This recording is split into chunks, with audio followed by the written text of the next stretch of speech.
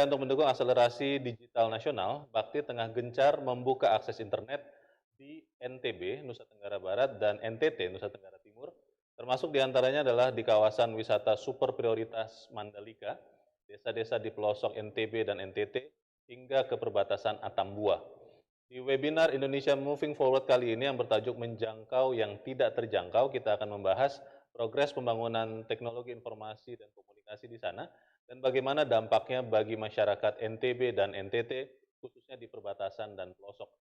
Sebelum memulai, izinkan saya menyampaikan permohonan maaf Menteri Komunikasi dan Informatika, Johnny G. Plate yang rencananya menjadi narasumber kita berhalangan, dan untuk itu diwakili oleh Direktur Utama Bakti, Anang Alatif, dan tentu saja bersama Gubernur Nusa Tenggara Timur, Victor Laiskodat.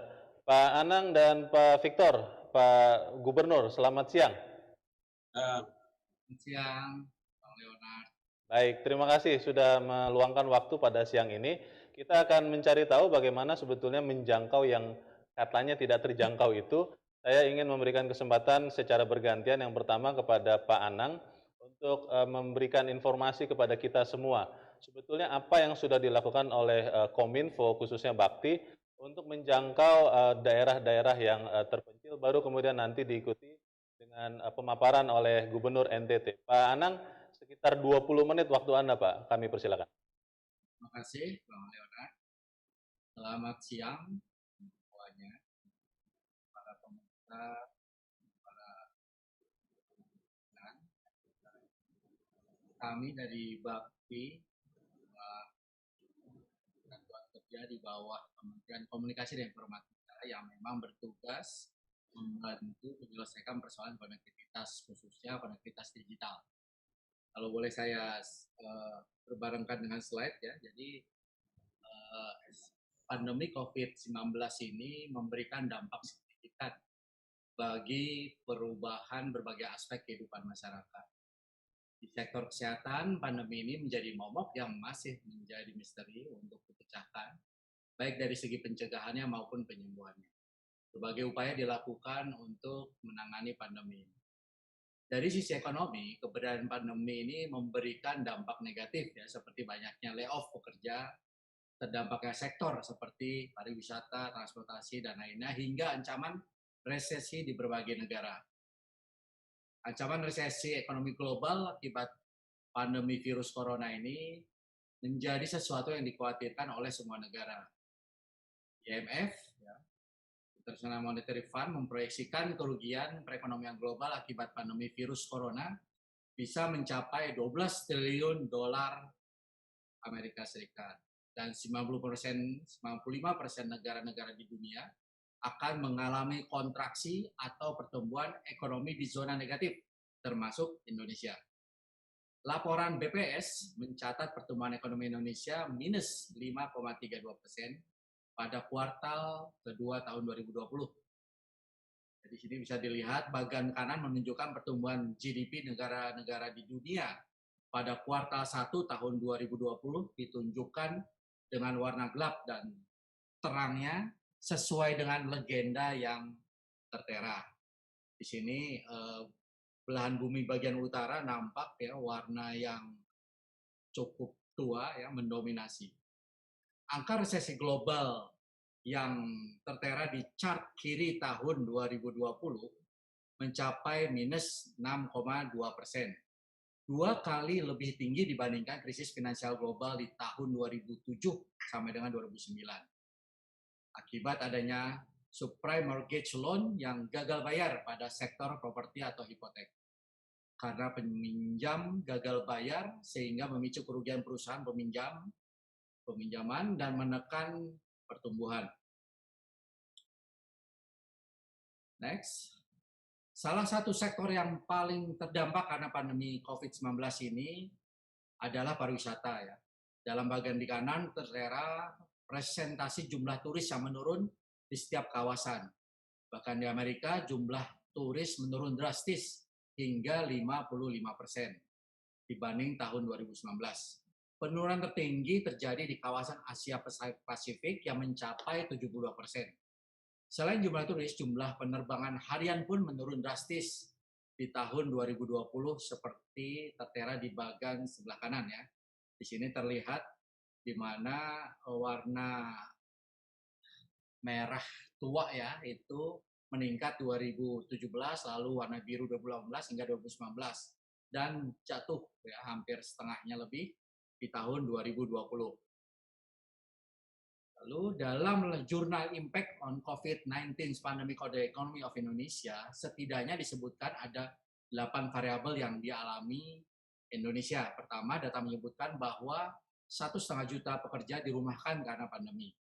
Dua, yaitu PMI berada di bawah level 50. PMI ini merupakan sebuah laporan yang diterbitkan oleh sebuah institusi yang mengawasi perkembangan sektor-sektor usaha tertentu.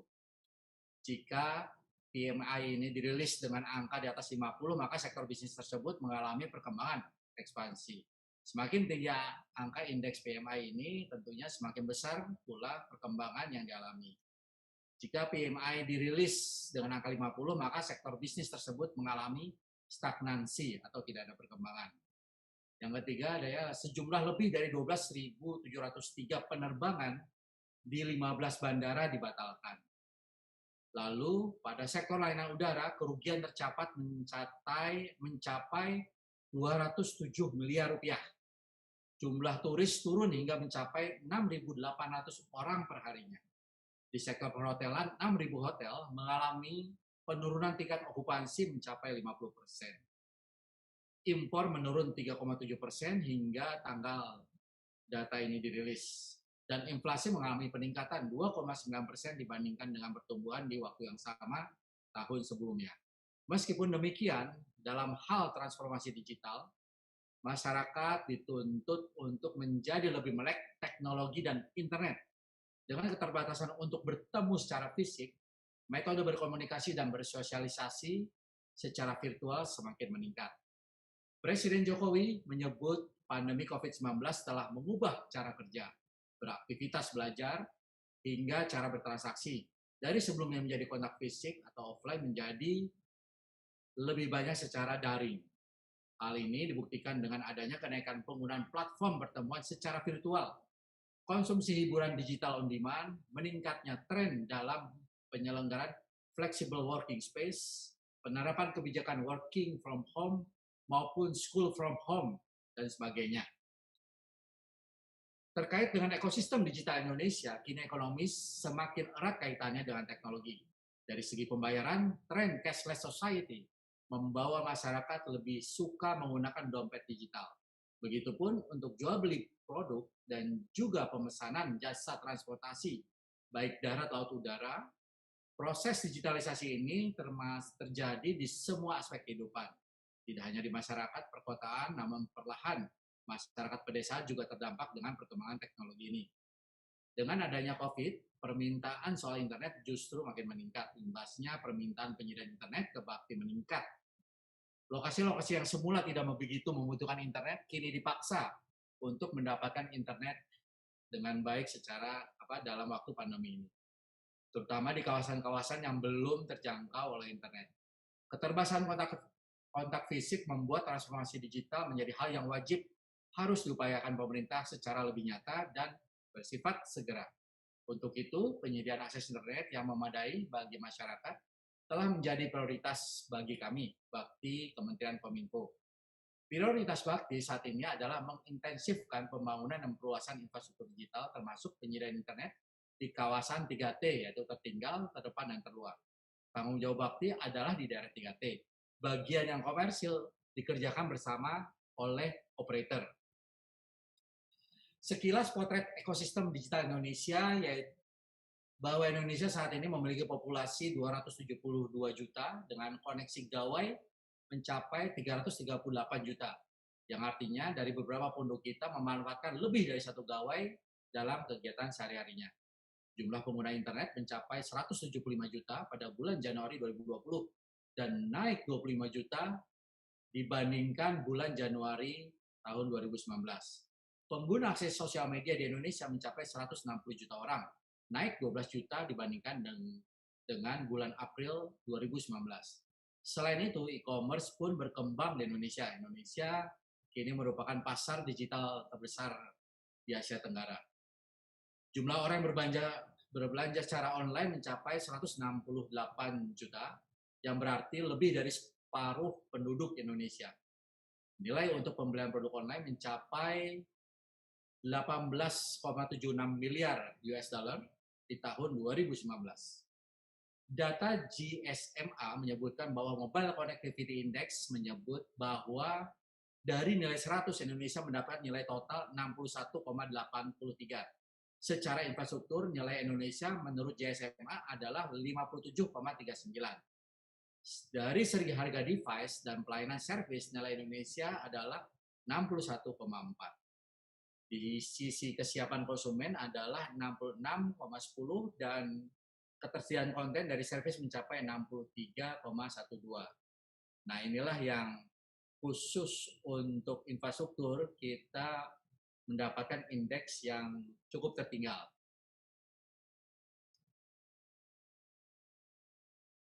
Nah, potret Indonesia saat ini ketika Indonesia memiliki cita-cita ya, memiliki sebuah misi ya, untuk menjadi top 10 di tahun 2030 ya, berdasarkan ranking PDB global. Nah, jika dibandingkan di tahun 2000 dengan indeks nilai 1 ya, di PDB 2016 ini mencapai nilai indeks 8,9, di mana 4,3 indeks ini diperoleh dari belanja konsumen, 0,8 diperoleh dari belanja pemerintah, dan investasi 2,8. Nah, disinilah ke depan untuk pendorong pertumbuhan selanjutnya, yaitu dari ekspor neto. Lanjut. Beberapa waktu lalu, 3 Agustus 2020, Presiden Jokowi mengeluarkan arahan yang berisi 5 langkah dalam percepatan transformasi digital. Yang pertama, di mana segera lakukan percepatan perluasan akses dan peningkatan infrastruktur digital dan penyediaan layanan internet. Ya, yang kedua, melakukan persiapan roadmap transformasi digital di berbagai sektor strategis. Yang ketiga, percepatan integrasi pusat data nasional. Dan yang keempat, persoalan kesiapan dan kebutuhan SDM talenta digital. Dan yang kelima, yang berkaitan dengan regulasi, skema pendanaan dan pembiayaan segera disiapkan secepat-cepatnya. Terkait fungsi bakti, kami mendapatkan tugas yang pertama, yaitu terkait untuk melengkapi persoalan infrastruktur. 4 pendekatan Kominfo dalam rangka percepatan transformasi digital yang dicanangkan oleh Bapak Menteri Johnny G. Plate. Yang pertama, penyelesaian pembangunan infrastruktur telekomunikasi dan informatika yang merata dan berkualitas. Dan yang kedua, pengembangan dan adopsi teknologi baru untuk membangun ekosistem digital yang terintegrasi dan aman. Yang ketiga, pengembangan SDM dan talenta digital. Dan yang keempat, penuntasan legislasi primer di bidang telekomunikasi, informatika, dan perlindungan data yang diikuti penguatan kolaborasi internasional di bidang ekonomi digital dan arus data lintas negara. Nah, Bakti sendiri ini adalah sebuah unit organisasi ya di bawah kementerian yang menerapkan pola pengelolaan keuangan badan layanan umum ya. Ini memang sebuah pola yang berbeda dengan induknya di mana menjalankan full birokrasi. Jadi kami ini ibaratnya adalah setengah korporasi, setengah birokrasi. Di mana tugas utama Bakti adalah menyiapkan infrastruktur dan ekosistem TIK. Nah, kami fokus di daerah 3T, di mana selama ini pendanaannya diperoleh dari kontribusi operator setiap tahunnya sebesar 1,25% dari pendapatan kotor tahunan operator telekomunikasi. Namun demikian, kontribusi ini ternyata tidak cukup untuk menyelesaikan semua PR konektivitas yang ada. Oleh karena itu, pemerintah memutuskan mengeluarkan ya, dana APBN untuk pertama kalinya di tahun 2021 nanti untuk membantu menyiapkan pendanaan untuk penyelesaian infrastruktur telekomunikasi khususnya di daerah 3T. Jadi konsep kami adalah pemerataan jaringan TIK di tanah air. Lanjut. Program-program utama kami menyiapkan layanan BTS yaitu berupa sinyal 4G ya di daerah-daerah yang belum ada sinyalnya, khususnya di desa-desa sebanyak 12.500. Lalu kami juga menyiapkan akses internet di titik-titik layanan publik, baik itu di kantor desa, baik itu di sekolah-sekolah, dan di puskesmas. Nah, beberapa program infrastruktur kami yang sudah selesai dan sudah dioperasikan yaitu Palaparing yang menjangkau hingga 90 kota dan kabupaten seluruh Indonesia. Ya, sebagian besar ada di wilayah timur Indonesia. Jaringan ini adalah jaringan backbone ya yang menghubungkan ibu kota kabupaten ya. Sehingga setiap kantor kabupaten ya bisa dihubungkan dengan jaringan pita lebar atau jaringan broadband. Kami pun menyiapkan sebuah ekosistem ya untuk menjamin bahwa sinyal-sinyal yang nanti diterima oleh masyarakat, diterima oleh pemerintah, bisa dimanfaatkan secara positif, baik itu untuk keekonomian maupun pembangunan.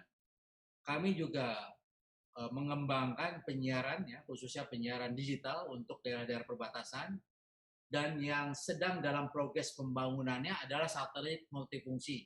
Satelit ini untuk melayanan 150.000 titik nanti, layanan publik semuanya, yang tadi saya sebutkan, ada sekolah, ada rumah sakit, puskesmas, ada kantor-kantor desa. Yang satelit ini siap diluncurkan di pertengahan tahun 2023. Lanjut. Nah, ini sebuah potret infrastruktur TIK seluruh Indonesia ya. Di situ tadi sudah ada ceritakan, kami bahu-membahu bersama operator telekomunikasi baik BUMN maupun swasta ya, menggelar jaringan yang dinamakan backbone ya, sepanjang 342.000 km. Palaparing sendiri panjangnya 12.000 dan banyak operator telekomunikasi membangun lebih dari 330.000 km. Kami juga membangun jaringan satelit ya bersama-sama operator telekomunikasi, ada 5 satelit telekomunikasi domestik existing. Bahkan kami perlu menyewakan satelit kapasitas dari satelit asing ya untuk melengkapi menghubungkan daerah-daerah yang belum terjangkau tersebut. Ya. Bahkan operator sudah membangun mencapai 479.000 BTS, baik BTS jaringan 4G, 3G, 4G. Jaringan 5G pun kami operator sedang melakukan pengembangan uji coba di tahap awalnya. Lanjut. Nah, ini kira-kira aktivitas ya dari pembangunan telekomunikasi. Ada yang dilakukan di laut ya, di sini ada penggelaran kabel laut ya, untuk menggelar jaringan Palaparing. Ada yang menggunakan satelit hingga di ruang angkasa, dan hingga jaringan radio terestrial yang memerlukan pembangunan tower. Lanjut. Nah, inilah kami bagaimana Bakti menghadirkan ya seluruh desa yang belum terjangkau sinyal 4G. Karena untuk mendapatkan sebuah aktivitas digital diperlukan sinyal internet. Saat ini kami baru membangun 1.606, dan dalam 2 tahun mendatang kami akan membangun mencapai 9.113 desa yang akan kami selesaikan untuk menghadirkan sinyal 4G di daerah 3T. Lanjut. Nah, inilah potret ya, di mana warna biru peta Indonesia itu ada wilayah yang sudah terjangkau dengan sinyal 4G, ya, sebagian besar dilakukan oleh operator seluler. Daerah yang abu-abu di mana daerah yang banyak belum hadir sinyal 4G, khususnya daerah timur. Ini daerahnya Pak Gubernur, kalau diperbesar ini banyak juga Pak daerah abu-abunya. Ini karena dalam zoom skala kecil sehingga nampak biru yang dominan. Jadi dalam 2 tahun ke depan akan dibangun 9.113 untuk melengkapi Sehingga populasi yang ada di desa-desa yang tersebar daerah 3T semuanya harapannya bisa terjangkau dengan sinyal 4G, sehingga seluruh potensi ekonomi digital kita bisa menjangkau hingga pelosok Indonesia. Lanjut. Nah, ini adalah selain sinyal 4G, kami menyiapkan tadi satelit ya, yang kami namakan satelit Satria dengan kapasitas sebesar 150 gigabit per second.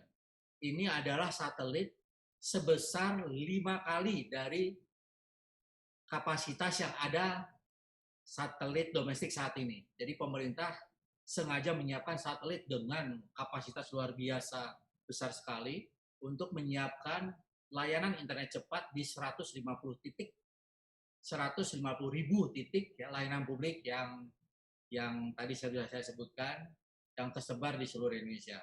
Harapannya semua unit titik layanan publik sudah bisa melakukan aktivitas atau melakukan transformasi digital.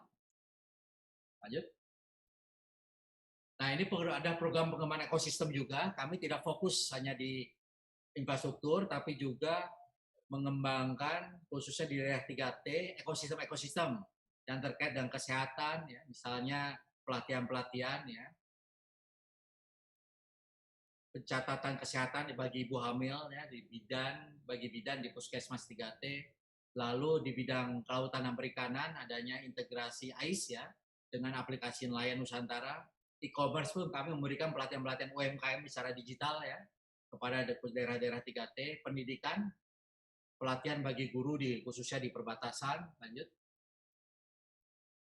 Dan ini khusus untuk Nusa Tenggara. Nah, kami memberikan perhatian khusus juga untuk Provinsi NTT dan NTB. Dalam tahun 2021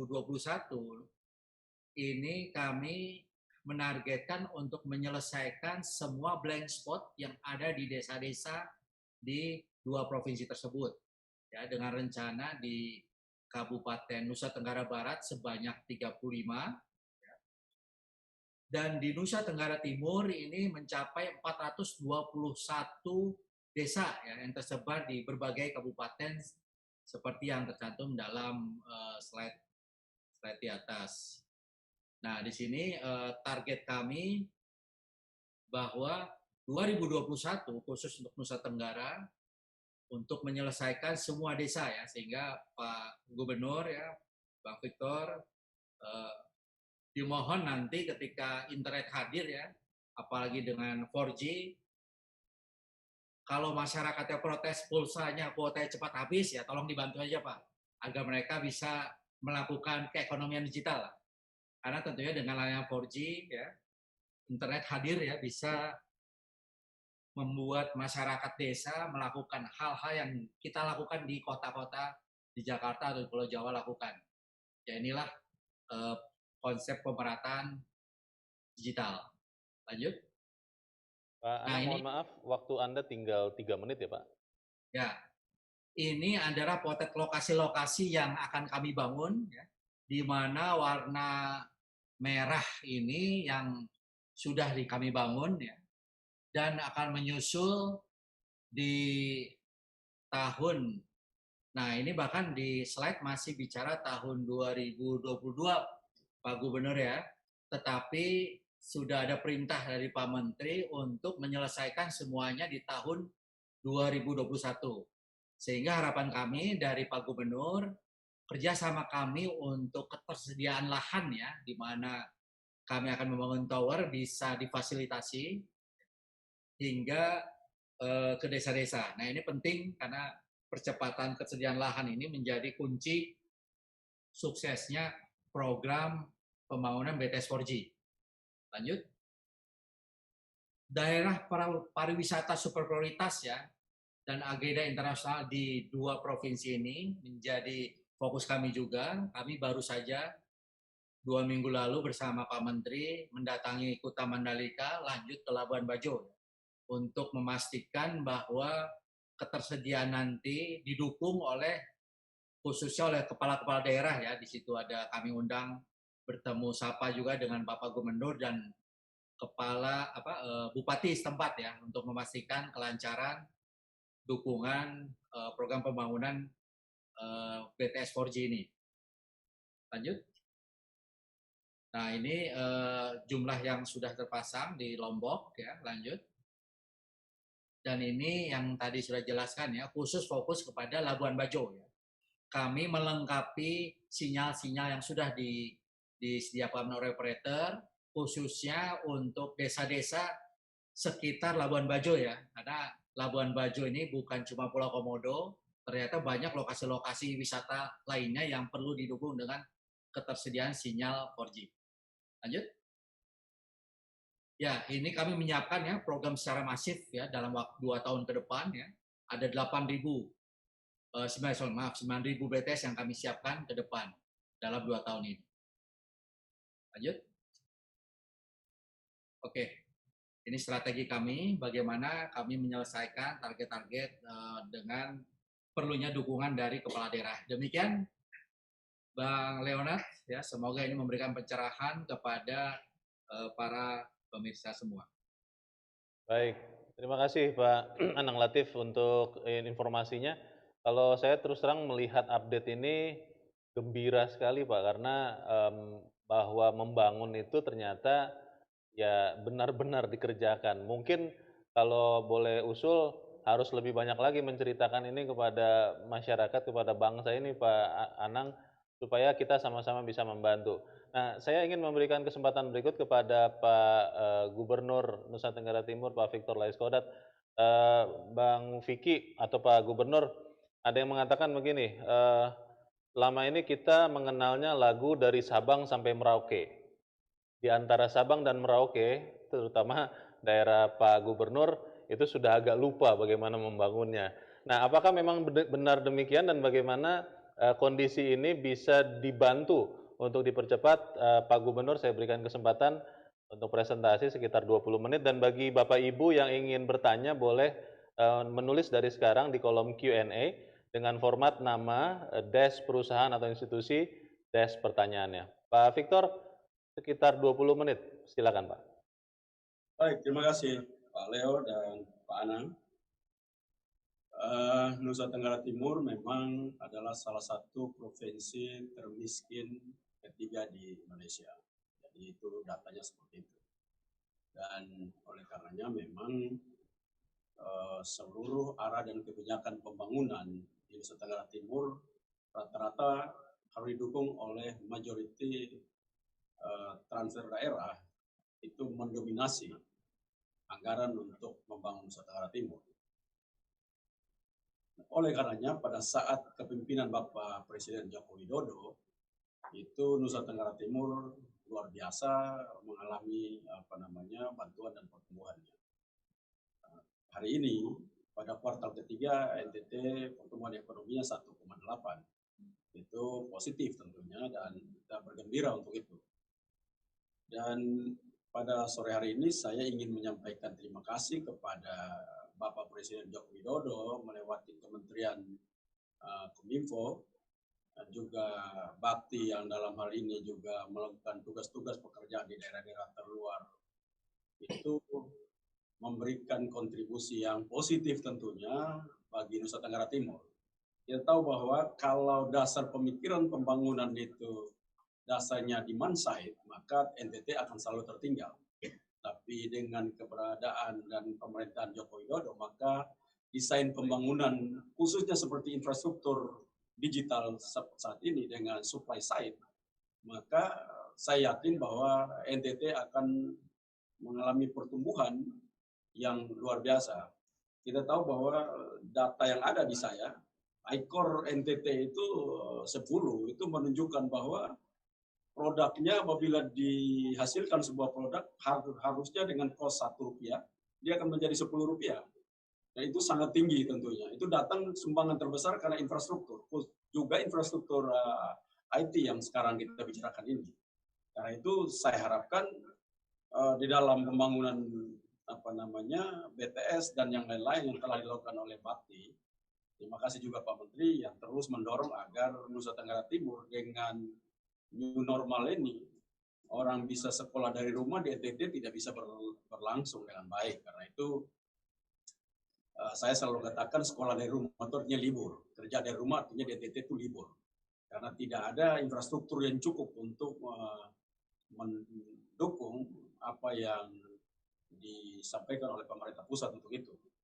Nah, karena itu dalam kesempatan yang baik ini saya mengharapkan agar desain-desain yang sudah ada itu tidak boleh didesain dengan perencanaan, harus didesain dengan perencanaan yang baik.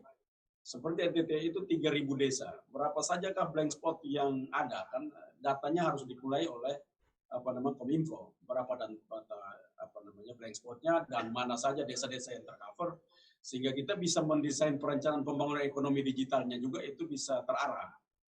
Khusus untuk izin bagaimana lahan itu menurut saya sangat gampang, itu tidak ada masalah di provinsi NTT. Tetapi bagaimana kita bisa mempunyai data untuk desain pembangunan informasi dan teknologi ini di Nusa Tenggara Timur, desa mana, kecepatan apa, kabupaten apa saja, dan kita bisa merencanakan UMKM dan yang lain-lain, pendidikan kita, kesehatan kita, itu bisa bersinergi di sana untuk kita mendesain ekonomi Nusa Tenggara Timur yang baik.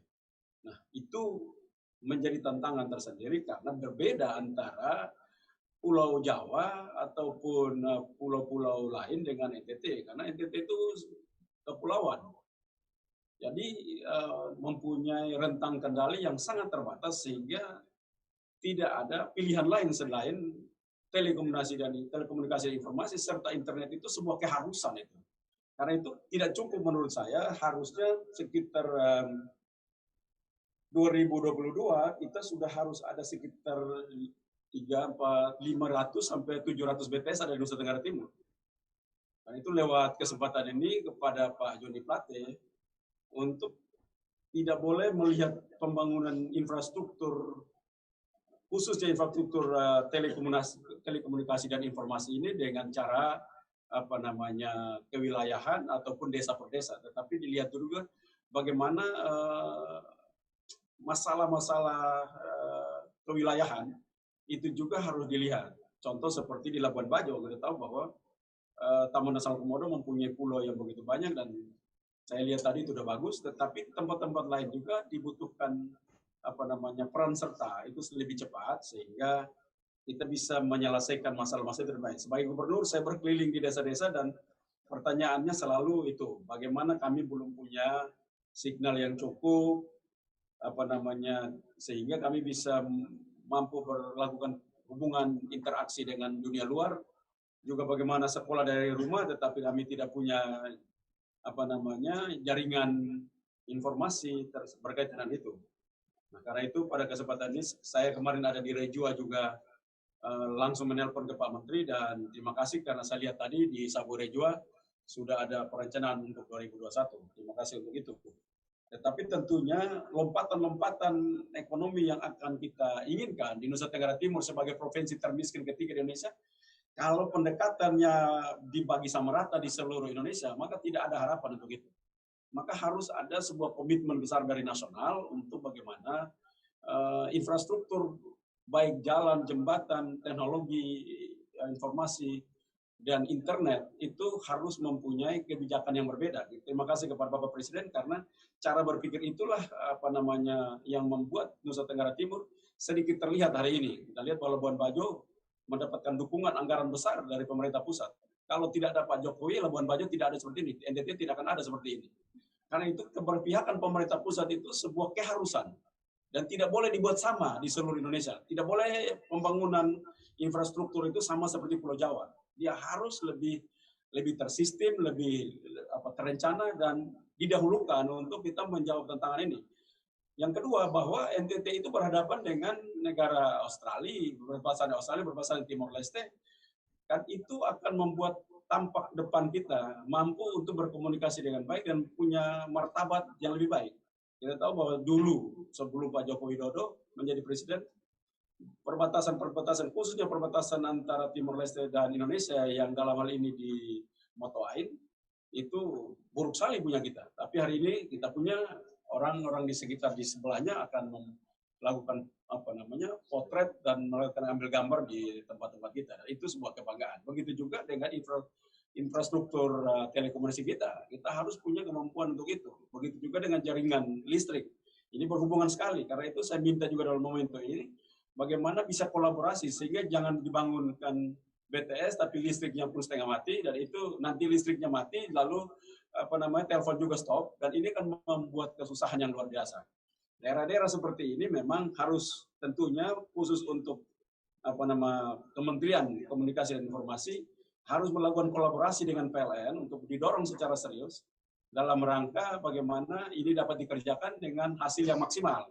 Jangan hanya diberdiri BTS-nya tetapi tidak berfungsi karena listriknya pun hidup segan mati tak mau. Nah, ini menjadi satu kesatuan perencanaan. Dan kalau apabila ini dilakukan, menurut saya hari ini betul bahwa COVID itu membuat banyak masalah, khususnya masalah-masalah sosial dan ekonomi. Tetapi 2021 pertengahan dan 2020 kesananya 2022 dan seterusnya ini akan mengalami pertumbuhan ekonomi yang hebat, khususnya pariwisata dia kembali akan pulih. Dan bagaimana pariwisata Nusa Tenggara Timur mampu untuk menjadi daya tarik terbaik juga salah satunya datang dari bagaimana internet dan telekomunikasi itu mampu juga tersedia dengan baik selain daripada fasilitas umum dasar yang lain. Nah, karena itu momentum yang baik ini selain saya berterima kasih tentunya karena Bakti telah banyak melakukan tugas-tugas yang luar biasa di sini, tetapi memang orang miskin itu tidak cukup untuk hanya kerja-kerja biasa.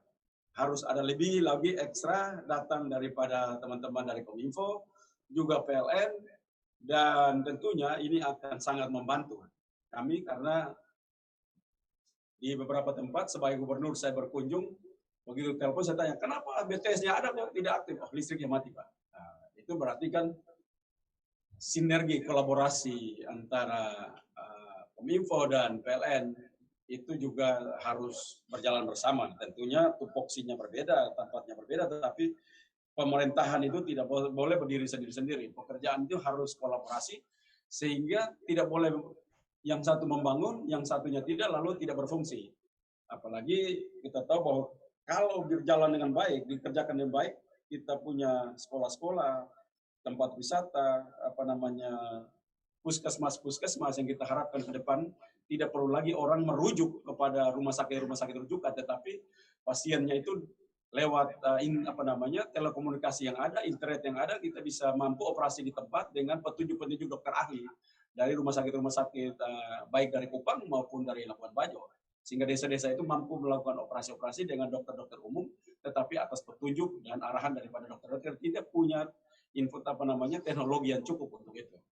Nah, itu saya harapkan momentum pada sore hari ini adalah sebuah kesempatan yang baik. Terima kasih buat 10 dukungan, tetapi tentunya kalau seperti ini kita membutuhkan NTT akan bertumbuh lebih cepat itu pada tahun 2500 akan datang.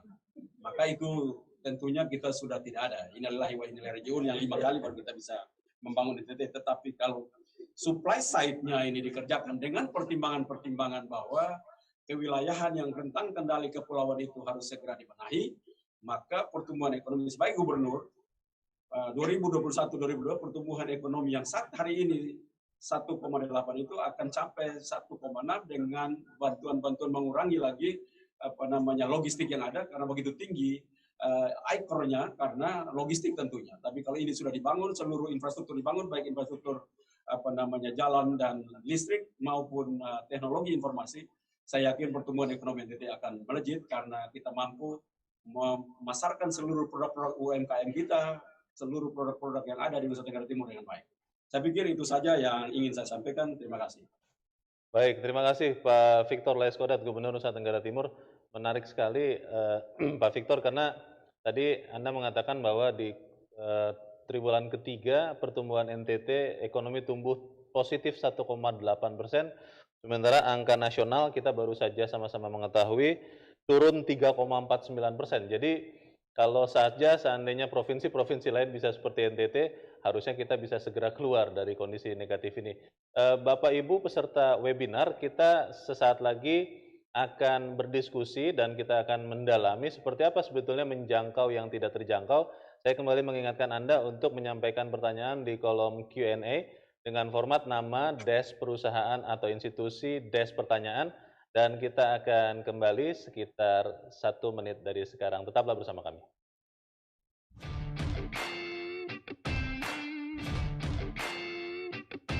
Dipersembahkan oleh negeri ini jauh lebih luas dari apa yang pernah diceritakan orang.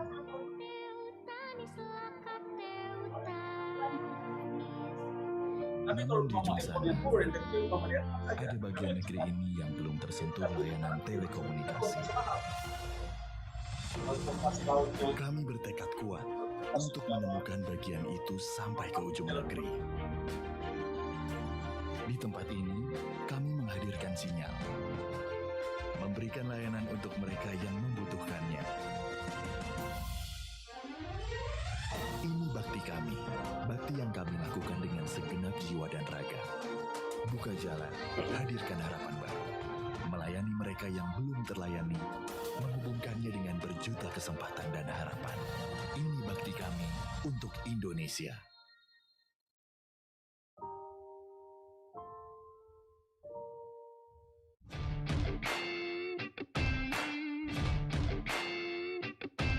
Dipersembahkan oleh Terima kasih Bapak Ibu semua peserta webinar Indonesia Moving Forward menjangkau yang tidak terjangkau. Anda masih bersama kami dan saya masih bersama dengan Direktur Utama Bakti Anang Latif dan Gubernur Nusa Tenggara Timur Victor Laiskodat. Menarik sekali mendengar pemaparan yang diberikan oleh Pak Anang dan juga Pak Victor. Ada beberapa pertanyaan yang mengemuka. Tadi Pak Anang bertanya dan Pak Victor langsung menjawab. Dan tadi juga Pak Victor sempat mengajukan pertanyaan yang harapannya adalah terjawab juga oleh Pak Anang. Tapi saya ingin bertanya dulu ke Pak Anang. Tadi pertanyaan Pak Victor menarik, walaupun kalau tidak salah sudah ada data ya Pak Anang ya. Sebetulnya di NTT, kita fokuskan dulu di NTT, itu berapa persen lagi wilayah yang masih berupa blank spot Pak Anang? Bisa dijelaskan lagi Pak? Ya, terima kasih Bang Leonard. Jadi memang NTT ini kan memiliki potensi daerah wisata yang kalau saya pernah ke sana ya, itu lokasinya di pelosok-pelosok ya. Alamnya luar biasa, bahkan Pulau Sabu ya Pak Gubernur ya, yang waktu itu Pak Jokowi menggunakan bajunya di acara DPR ya. Sabu. Alamnya luar biasa, tapi lokasinya itu satu pulau ya, antara Pulau Flores Pak ya dengan antara Pulau Sumba dan Rote dan Timor. Pulau Sumba dan itu Timor itu lokasi yang terpisah-pisah terpencil. Nah itu kenapa pada tahap ini itu jumlahnya cukup banyak yang akan kami bangun sebesar 422 desa ya yang masih blank spot. Nah inilah harapannya semua potensi wisata nanti pun biasanya kan nanti apalagi anak-anak sekarang kalau udah sampai wisata dia pasti ambil selfie dan pada saat itu ingin update status ya biar bisa di medsosnya. Jadi peranan sinyal pun selain listrik ini menjadi peranan penting. Jadi kami mencoba menyelesaikan dengan segera ya. 422 akan kami selesaikan di tahun 2021. Itu Bang Leonard. 422 desa ya Pak ya, atau blank spot itu Pak? Kami patokannya ada populasi di mana penduduk itu ada. Hanya untuk daerah-daerah penduduk itu ya, ada kantor desanya, ada aktivitas kegiatannya. Nah inilah kami fokus pertama yang kami selesaikan. Baik, pertanyaan berikut ke Pak Anang lagi Pak. Tadi Anda mengatakan minta tolong dibantu untuk kepala-kepala daerah, mungkin dalam hal ini adalah Gubernur NTT Pak Victor Laiskodat, untuk soal lahan ya. Apakah memang itu masih tetap menjadi masalah Pak di zaman saat ini? Karena bukan hanya TI tentunya, infrastruktur yang lain kita sudah tahu itu sering jadi masalah soal lahan. Kalau untuk membangun akses ini untuk internet dan teknologi digital masih masalah Pak Anang? Jadi begini, ada yang membedakan program bakti atau program pemerintah ya melalui Bakti Kominfo ini dibandingkan dengan program operator seluler. Ya. Hmm. Operator seluler ketika melakukan istilah kami itu SITAK ya, site acquisition atau pengadaan lahan itu sering mendapatkan kendala karena mereka tahu, penduduk tahu, mungkin banyak oknum tahu ya bahwa ini operator besar, duitnya banyak ya, sehingga ketika mereka datang ke sebuah wilayah biasanya preman yang keluar, harganya tinggi atau apa namanya dibuat sulit lah, sehingga harus mengeluarkan sejumlah biaya. Nah, pengalaman kami membangun 1600 yang lalu ketika pemerintah hadir, nah kami ketemu dengan kepala desa menyampaikan bahkan masyarakat ya berlomba-lomba menyiapkan lahan buat program ini. Karena mereka paham semakin dekat dengan tower sinyalnya makin kuat.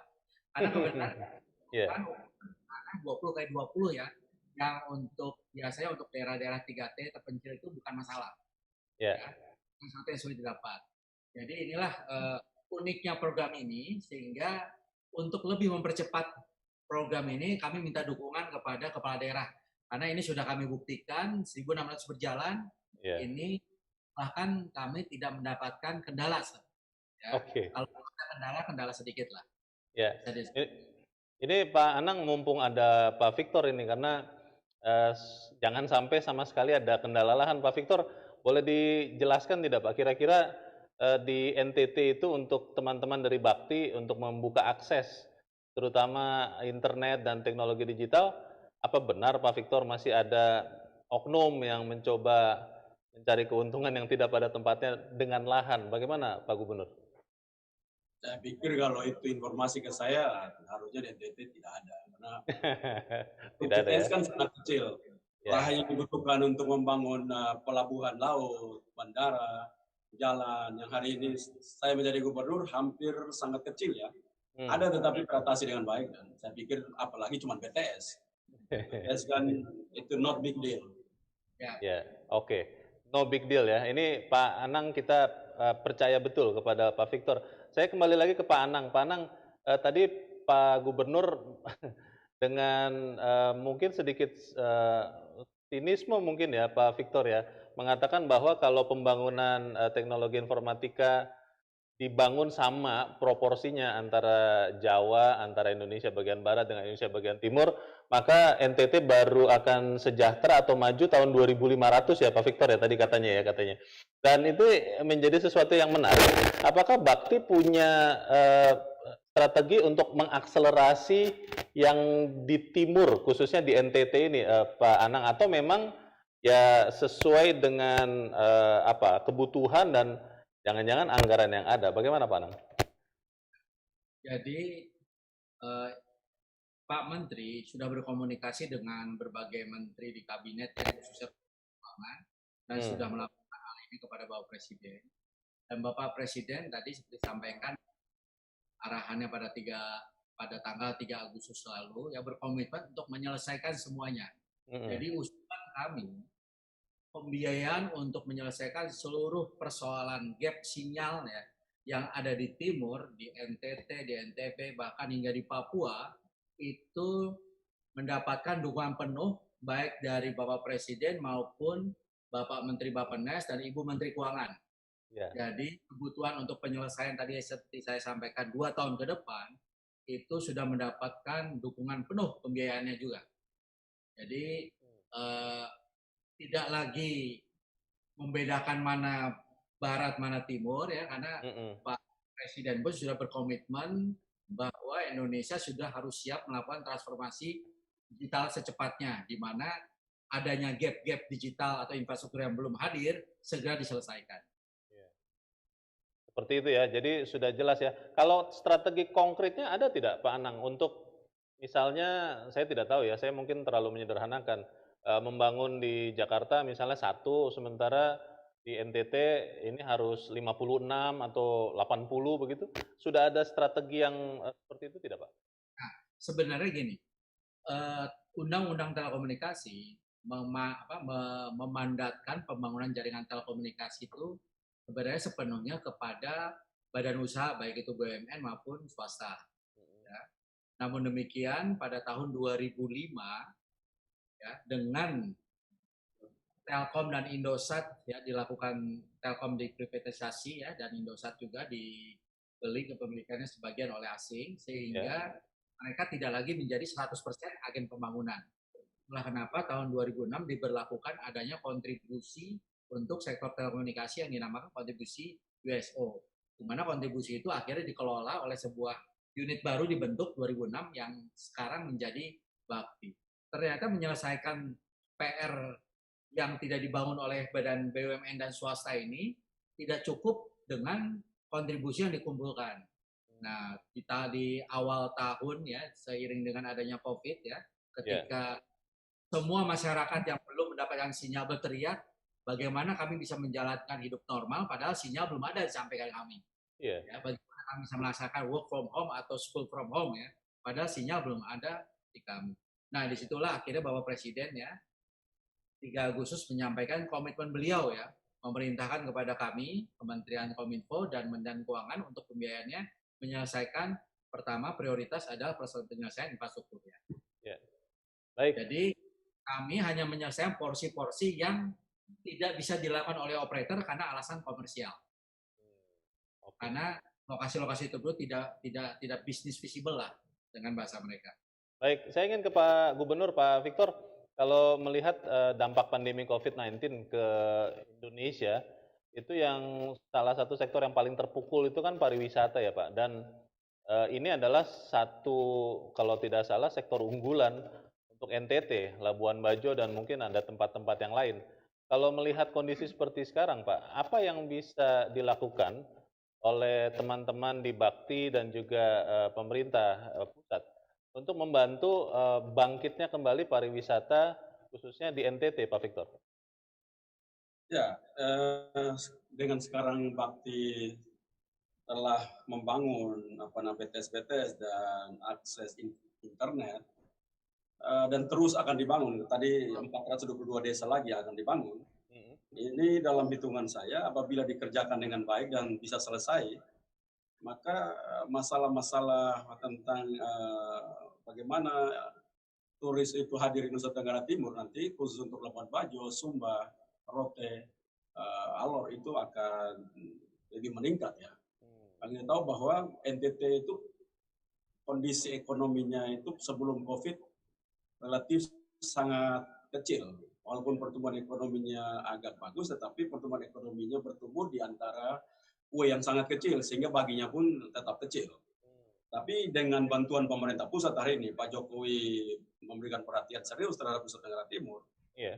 Seluruh pulau, terutama Timor, Sumba, dan Flores, dengan pariwisata super prioritas itu datang di Labuan Bajo. Kita tahu bahwa Labuan Bajo hari ini salah satu kota di Indonesia yang menurut saya punya peradaban yang sangat baik, dengan kabel-kabel telepon saja tidak di atas, kabel listrik, kabel telepon semuanya berada di bawah, dan itu menunjukkan pertumbuhan peradaban daripada NTT begitu luar biasa. Karena itu nantinya kita harapkan dengan teman-teman Bakti melakukan upaya-upaya seperti ini akan sangat membantu, karena kita tahu seperti tadi disampaikan, kenapa pariwisata nantinya menjadi primadona Indonesia, dan kelapa sawit akan kalah. Kita tahu sekarang itu kelapa sawit masih, tapi ke depan pariwisata akan menjadi nomor 1 penyumbang devisa terbesar, karena itu tadi seluruh manusia di dunia akan berlomba-lomba untuk mencari tempat-tempat yang mereka belum pernah hadir, dibandingkan harus membeli aset-aset untuk disimpan. Sekarang modelnya itu berbeda. Anak-anak muda milenial sekarang lebih tertarik untuk mereka pergi tempat-tempat pariwisata yang belum didatangi orang lain. Mereka merasa bangga mereka hadir di sana duluan, dan mereka bisa posting mereka datang dari tempat itu, dan mereka belum ada orang yang ke sana. Dan Nusa Tenggara Timur mempunyai spot begitu banyak atraksi alam yang sangat indah. Tadi disampaikan oleh Pak Anang bahwa Sabu dengan Kelapa Maja, tidak semua orang belum tahu itu sebuah pemandangan yang sangat indah. Grand Canyon-nya NTT juga ada keindahan-keindahan gelombang yang belum dimiliki di dunia menurut saya, yang ada di Sabu, dan itu bisa saja kita menjadi kekuatan ekonomi akan datang. Karena itu saya terus terang berterima kasih atas apa yang telah dilakukan Bakti Nusa Tenggara Timur. Tapi tadi yang saya sampaikan, kalau ini dikerjakan, seandainya dikerjakan dengan baik sungguh-sungguh dari kemarin-kemarin, maka ini akan sangat menolong NTT, karena capital flight Nusa Tenggara itu tinggi sekali karena datang dari infrastrukturnya yang buruk. Nah, apabila itu dikerjakan baik, maka infrastruktur baik transportasi udara, laut, dan darat bisa berjalan baik, maka kami akan bertumbuh lebih cepat. Terima kasih. Terima kasih Pak Gubernur. Ini saya senang sekali Pak Anang, Bapak Ibu semua peserta Indonesia Moving Forward, karena sampai saat ini tidak satu kali pun kita terputus dengan Pak Gubernur. Ini bukti nyata bagaimana teman-teman di Bakti mengerjakan pekerjaannya luar biasa. Tapi kita nanti akan bertanya kepada para peserta Indonesia Moving Forward, dan kita akan kembali sekitar 1 menit.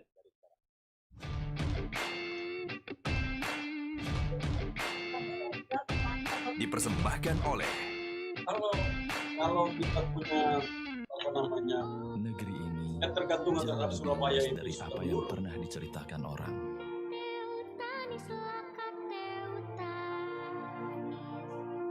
Namun di ujung sana ada bagian negeri ini yang belum tersentuh layanan telekomunikasi. Kami bertekad kuat untuk menemukan bagian itu sampai ke ujung negeri. Di tempat ini, kami menghadirkan sinyal, memberikan layanan untuk mereka yang membutuhkannya. Ini bakti kami, bakti yang kami lakukan dengan segenap jiwa dan raga. Buka jalan, hadirkan harapan baru, melayani mereka yang belum terlayani, menghubungkannya dengan berjuta kesempatan dan harapan. Ini bakti kami untuk Indonesia.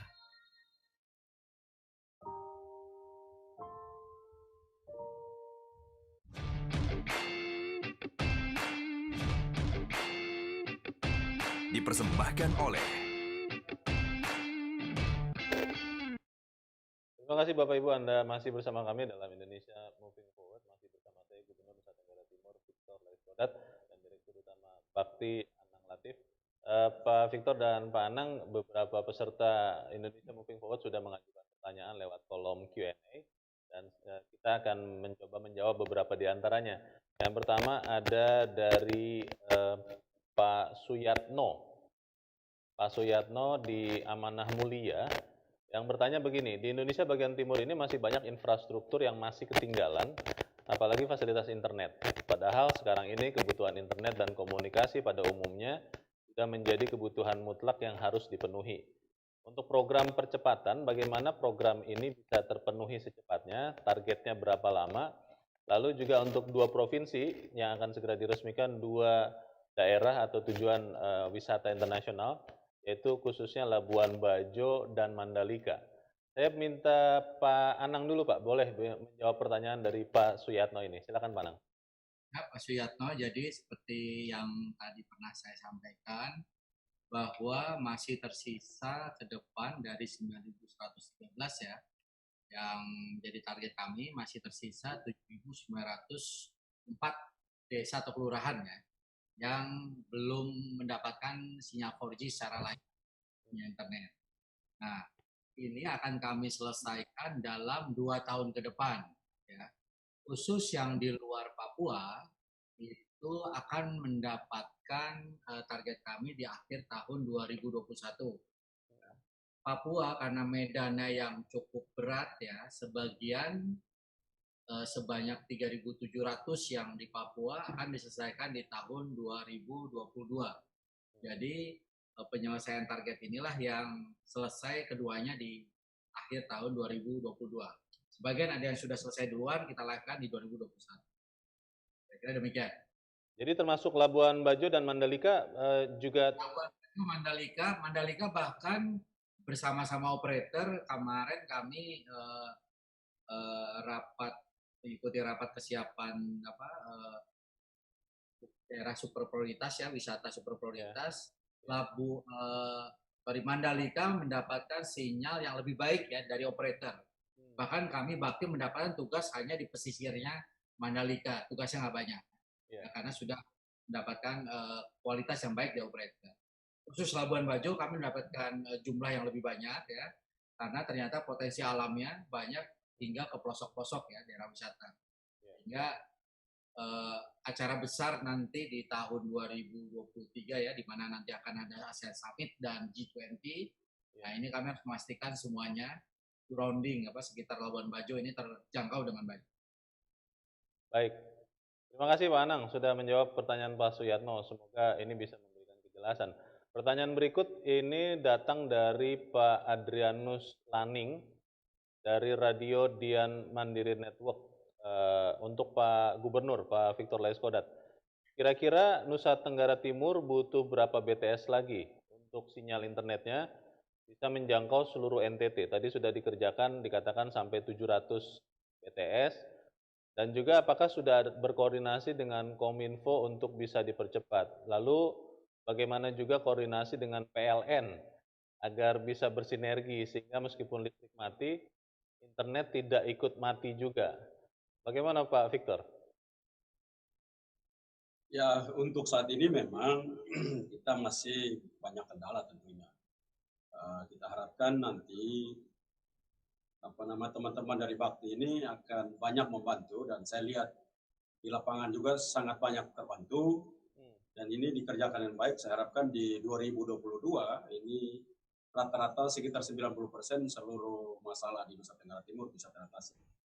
Dan juga listrik kita sedang mendorong, dan apalagi sekarang ini kita tahu bahwa ke depan energi baru terbarukan menjadi keharusan, dan itu sangat banyak di Nusa Tenggara Timur. Dan hasil riset itu membuktikan iradiasi matahari itu terbaik di Indonesia cuma 2 pulau, yaitu Timor dan Sumba.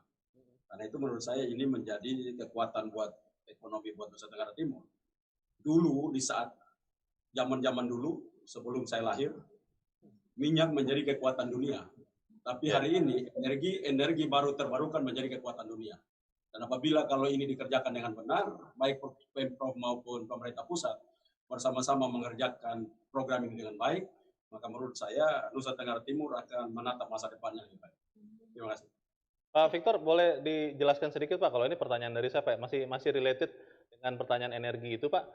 Kira-kira apa yang akan diprioritaskan NTT untuk energi baru terbarukan? Apakah air laut, apakah angin, atau apa Pak Victor? Ya, hasil riset dari Bank Dunia di Indonesia itu ada 20 pulau dengan iradiasi matahari yang sangat tinggi, yaitu Pulau Timor dan Sumba. Lalu juga sangat menguntungkan karena masalah-masalah tanahnya itu tidak lagi sama seperti Pulau Jawa umpamanya, sehingga masalah sosialnya cenderung lebih dapat teratasi. Yang kedua, bahwa ini tuntutan, apalagi kalau nantinya antara kita belum tahu apakah Trump sudah diumumkan Trump ataupun Joe Biden. Apabila Joe Biden ternyata memenangkan itu, maka Joe Biden adalah salah satu oknum ataupun pihak yang sangat menekan untuk seluruh dunia harus mempergunakan energi baru terbarukan. Saat ini di dunia ada kelompok yang menamakan diri RE100, Renewable Energy 100%. Itu mengharuskan seluruh produk itu kita lakukan komunikasi mereka. Contohnya UMKM yang begitu kecil saja mereka tanya, ini hasilnya dari energi apa? Begitu dibilang energi fosil, maka mereka menolak. Tapi begitu menyatakan energi ini energi baru terbarukan, maka mereka akan langsung melakukan kontrak kerja dengan kita. Karena itu sebuah keharusan ke depan. Energi fosil itu masa lalu. Masa depan energi matahari. Kita tahu bahwa Australia sendiri sedang menyiapkan proposal untuk menjual energi terbarukan khususnya panas mataharinya ke Singapura lewati laut Indonesia, yang diajukan proposal itu kepada pemerintah Indonesia. Seandainya ini kita kerjakan, dan ini tidak sesuatu proyek yang biasa, karena hari ini seluruh bank di dunia tidak lagi membiayai energi yang datang dari energi fosil. Seluruh bank dunia hari ini ingin membiayai energi yang datang energi baru terbarukan, khususnya panas matahari, panas bumi, dan angin. NTT sangat memiliki potensi yang sangat besar. Dan itu apabila siang hari kami bisa kirim ke Pulau Jawa dan pulau-pulau yang lain dengan matahari, tapi malam hari kami bisa mempergunakan angin yang begitu konstan, yang baik, dan tidak perlu di darat, kita bikin di laut. Karena begitu luar biasa. Nah, karena itu menurut saya negara ini sudah mulai memikirkan serius terhadap energi baru terbarukan. Bapak Presiden Joko Widodo telah sepakat untuk 23% pada saat 2024 nanti. Hari ini ada di sekitar 11%. Dan apabila proyek di Sumba ini dikerjakan dengan baik, bukan saja pertumbuhan ekonomi Nusa Tenggara Timur itu naik, tetapi kita juga menyelamatkan bagaimana komitmen kita terhadap dunia bahwa kita akan mencapai 23% pada 2024 itu dapat diselesaikan dengan cepat. Gitu, Pak. Baik, terima kasih Pak Victor. Ada pertanyaan berikut, ini mungkin nanti saya tanyakan ke Bapak-Bapak berdua nih. Dari Febri Budianto dari SMKN 1 Sandai. Bagaimana sikap pemerintah dalam menangani akses internet yang sudah ada di pelosok daerah, tapi tidak stabil dan banyak kendala? Apakah itu termasuk salah satu prioritas pemerintah? Ini bagaimana Pak Anang? Karena tadi Pak Gubernur sudah mengatakan ketika sekarang di tengah pandemi, work from home, study from home atau learning from home, kalau di NTT banyak yang artinya adalah libur karena sinyalnya tidak ada. Bagaimana Pak Anang? Ya, memang sinyal internet ini disiapkan bersama-sama kami operator, kami pemerintah dan operator. Ya. Ini memang harus kami membahas case secara detail ya, apakah sinyal tersebut disiapkan oleh operator seluler atau memang sinyal yang disiapkan oleh Bakti. Nah, memang Bakti di awal menyiapkan kapasitas sebesar 2 Mbps per lokasinya. Di sini kenapa 2 Mbps? Untuk memastikan pemakaian kapasitas ini bisa memenuhi demand yang ada. Kalau demand meningkat, kami akan melakukan penyesuaian peningkatan seperti itu. Nah, memang situasi lokasi dan daerah ini berbeda-beda ya. Kalau daerah tersebut banyak gadgetnya, banyak anak mudanya, penggunaannya banyak videonya, TikTok, YouTube, lain-lain ya, tentunya itu memakan konsumsi yang besar ya, sehingga internet menjadi lelet. Nah, ini kami sedang melakukan evaluasi dari setiap titik yang kami bangun ya. Bahkan kami menyiapkan satelit yang luar biasa tadi ya.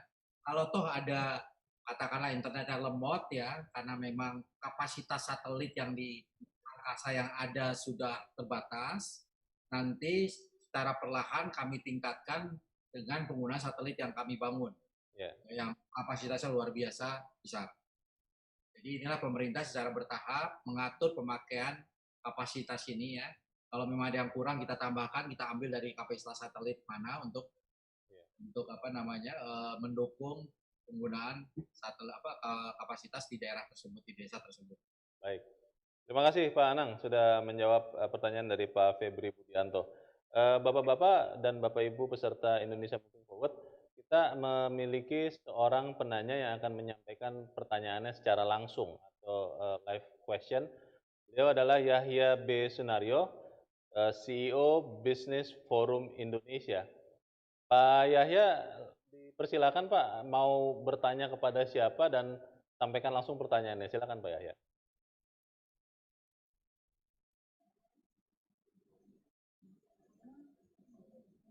Kodat, salam sejahtera. Saya Yahya Bisunario dari CEO Business Forum Indonesia.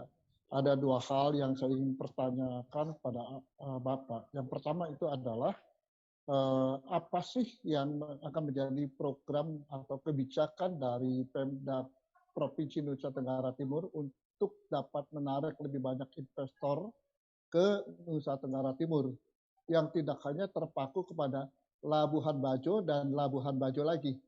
Jadi Nusa Tenggara Timur supaya tidak hanya identik dengan Labuhan Bajo.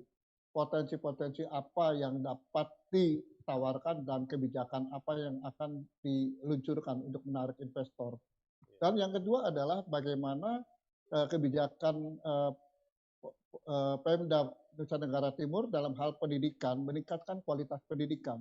Saya ingat tahun lalu kami dari CEO Business Forum ikut menyumbang sejumlah sepatu untuk anak-anak sekolah dan juga ada anggota yang ikut membangun sekolah di sana di daerah Nusa Tenggara Timur. Jadi di sini kami juga membutuhkan bagaimana informasi program untuk peningkatan pendidikan di Nusa Tenggara Timur oleh Pemprov Nusa Tenggara Timur sendiri. Supaya itu dapat menunjang pertumbuhan ekonomi setempat. Terima kasih pertanyaan dari saya. Salam sejahtera. Baik, terima kasih Pak Yahya B. Sunario, CEO Business Forum Indonesia. Pertanyaannya ditujukan ke Pak Gubernur. Silakan Pak Victor. Baik, terima kasih Pak Yahya. Memang dengan Labuan Bajo dibuat seperti hari ini oleh Bapak Presiden, ini semata-mata saya katakan sekali lagi bahwa ini karena Bapak Presiden, maka Labuan Bajo seperti ini hari ini. Itu juga akan mendorong kami untuk mendesain daerah-daerah lain yang juga punya potensi pariwisata dengan baik. Contoh Sumba, Rote, Alor, dan Sabu. Nah, karena itu kebijakan dari pemerintah provinsi adalah mempercepat infrastruktur jalan, jembatan, sehingga aksesibilitas ke daerah-daerah seperti itu bisa berkembang dengan baik. Nah, kita tahu bahwa di NTT memang masalah infrastruktur itu menjadi masalah yang sangat luar biasa. Listrik, air, jalan, itu kebutuhan-kebutuhan dasar yang masih menjadi komitmen serius dari pemerintah ini. Di bawah pemerintahan saya, kami mendorong secara serius dan 2021-2022 kita harapkan jalan-jalan provinsi itu bisa dapat terselesaikan dengan baik. Juga kami tahu bahwa alasan yang kedua adalah masalah perizinan. Di Nusa Tenggara Timur apabila ada investor yang datang untuk melakukan perizinan apapun, khususnya di Pemprov, maka sekali bertemu dan setelah itu izinnya diantar. Gratis, tidak ada. Kalau ketahuan ada lama dan itu, maka gubernurnya akan langsung menegur sendiri. Sehingga perubahan-perubahan seperti itu yang membuat hari ini, dulunya NTT sebagai provinsi, dikenal provinsi ke-6 terkorup, hari ini NTT pada saat Ketua KPK melaporkan Bapak Presiden, NTT termasuk 5 provinsi terbaik pengendalian korupsi. Dan itu sebuah prestasi yang sangat baik. Sehingga korupsi yang harusnya menjadi alasan untuk membuat para investor itu masuk selalu diperas, itu tidak akan ada di Nusa Tenggara Timur. Kita tahu banyak investasi-investasi yang masuk di Nusa Tenggara Timur di saat pandemi, tetapi beberapa kelompok-kelompok sudah masuk dan mulai mengerjakannya. Pada pariwisata, resort-resort di Sumba, di Rote, tetap berjalan, berkembang terus, dan itu karena bagaimana hubungan interaksi antara pemimpin daerah dan para investor. Kalau di NTT yang datang investornya, kalau bertemu gubernur yang bayar, bukan investornya yang bayar makan. Karena itu biasanya begitu, kalau para pengusaha itu bertemu pemimpin, biasa pengusaha membayar pada pemerintah. Kami merubah, kami melayani dalam segala hal. Karena itu bertemu apabila Pak Yahya dengan teman-teman ingin datang ke NTT, apabila ada masalah-masalah langsung saja kepada gubernur karena saya akan langsung respon untuk menyelesaikannya. Itulah yang menyebabkan teman-teman dari luar berinvestasi karena melihat sikap daripada pemerintah sangat merespon terhadap setiap masalah. Yang kedua tentang pendidikan, kita tahu bahwa NTT tidak mungkin dengan cara pendidikan saat ini akan mengejar ketertinggalan. Banyak sekali mata pelajaran dan akhirnya tidak ada satupun yang menjadi kekuatan. Saya telah berbicara dengan Menteri Pendidikan agar NTT itu hanya cuma 3 saja dan keterbatasan yang ada, kita 3 saja, bahasa Indonesia, bahasa Inggris, dan matematika. Sehingga bisa mengerti dengan baik. Hal ini bisa dilakukan dan mungkin sampai dari TK, SD, SMP, maka di SMA mungkin secara baik saintis itu bisa masuk, fisika, kimia itu bisa diperkuat di sana tidak apa-apa. Tetapi prinsipnya bahwa setiap orang yang bisa punya bahasa, apalagi bahasa Indonesia, bahasa Inggris, 2 bahasa ini dikuasai dengan baik dan matematik yang kuat, maka logikanya akan baik, bernarasi baik dan mempunyai akal dan rasional yang baik. Dan ini sebenarnya tulang punggung dan hakikat membangun manusia. Karena itu saya sedang mendesain untuk pendidikan Nusa Tenggara Timur ke sana. Lalu pertanyaannya, itu datang dari mana? Datangnya satu, datang dari guru, sumber ilmu itu. Jadi gurunya dipersiapkan dengan baik. Kami sedang mempersiapkan para guru-guru, khususnya pada SD, SMP, karena itulah harus guru-guru terbaik. Orang-orang pengajar yang pintar itu harus ada di SD dan SMP. Di kuliah, di level-level university, profesornya bodoh tidak apa-apa. Karena mereka akan berhadapan dengan mahasiswa yang pintar. Tapi kalau di tingkat SD, itu orang tidak pernah belajar apapun. Dia masuk dan harus diisi. Itu kertas kosong yang perlu ditulis dengan karakter, dengan pengetahuan, dan disitulah sebenarnya seluruh guru-guru terbaik itu ada di level itu. Dan sedang kami mendesain agar ke depan. Kalau umpama Pak Yahya ikut membantu semua, terima kasih atas bantuannya. Tapi memang NTT sangat membutuhkan buku dan juga terhadap bagaimana guru-guru itu dibangun. Di mana saja mereka belajar, entah di bawah pohon juga tidak apa, selama mereka mempunyai kemampuan dan buku-buku yang tersedia, serta guru-guru yang punya kemampuan mentransfer pengetahuan kepada mereka, itu mereka akan sangat pintar. Gedung dibangun hebat, tetapi gurunya tidak punya kemampuan, bahkan bukunya tidak punya, dan kemampuan untuk membaca, literasinya sangat rendah, itu akan membuat masyarakat Indonesia, khususnya generasi muda Indonesia akan datang, khususnya Nusa Tenggara Timur, tidak akan mampu bersaing dengan provinsi-provinsi lain, bahkan negara-negara lain. Terima kasih. Baik, terima kasih Pak Gubernur Nusa Tenggara Timur, Pak Victor Laiskodat. Bapak Ibu peserta webinar Indonesia Moving Forward, kami mohon maaf karena sebetulnya masih banyak yang sudah berpartisipasi di sesi Q&A, tapi karena keterbatasan waktu kami belum bisa mengakomodir, tapi di kesempatan berikut kami akan akomodir. Dan kita masuk ke bagian penghujung dari diskusi kita pada siang sore ini, dan saya ingin memberikan kesempatan bagi kedua pembicara kita untuk memberikan pesan penutup atau closing statement. Saya berikan kesempatan pertama untuk Pak Victor Laiskodat. Silakan Pak. Yang pertama, terima kasih Bung Leo dan Metro TV atas kesempatan hari ini. Terima kasih buat Pak Anang sebagai Dirut Bakti dan seluruh tim kerja yang ada di NTT. Terima kasih buat bantuannya. Yang kedua, kalau boleh diperkenankan, tolong sampai Pak Menteri, kami juga ingin mau beli satelit. Supaya ke depan, apakah kuota itu bisa ada untuk NTT mendapatkan kesempatan untuk bisa mengadakan satelit sendiri untuk kebutuhan Nusa Tenggara Timur. Terima kasih. Baik, terima kasih Pak Gubernur Nusa Tenggara Timur Victor Laiskodat.